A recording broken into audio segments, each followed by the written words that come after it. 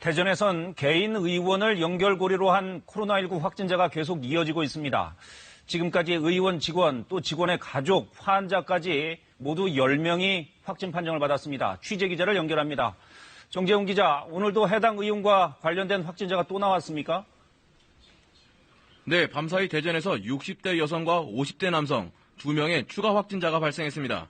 이 중 60대 여성은 확진자가 잇따라 발생한 대전시 정림동의 한 개인 의원 입원 환자였던 것으로 확인됐습니다.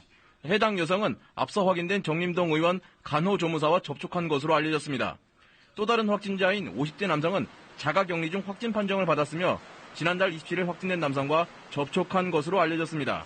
문제는 확진자가 이어지고 있는 개인 의원인데 지난 2일 40대 간호조무사가 확진 판정을 받은 이후 지금까지 직원과 가족, 환자 등 모두 10명이 잇따라 확진됐습니다.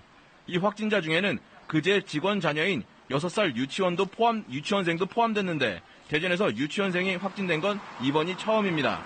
방역당국은 유치원 원생과 직원 등 53명에 대한 검사 결과 모두 음성이 나와 유치원 운영을 재개하기로 했습니다. 또 이 의원을 다녀간 외래 환자 470여 명 가운데 접촉자로 분류된 241명에 대한 검사 결과 앞서 확진된 인원을 제외한 나머지 환자는 모두 음성으로 나왔습니다. 방역당국은 해당 의원을 방문한 환자 중 추가 접촉자가 있는지 조사 중입니다. 또 해당 의원이 발열 체크 등 초기 대응이 제대로 이뤄지지 않아 집단 감염이 발생한 것으로 보고 법 위반 여부를 조사하고 있습니다.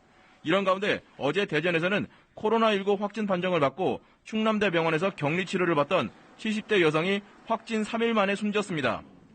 방역당국은 숨진 여성이 입원 당시 이미 폐렴 증세가 있었다며 코로나19와 연관성에 대해선 조사 중이라고 밝혔습니다.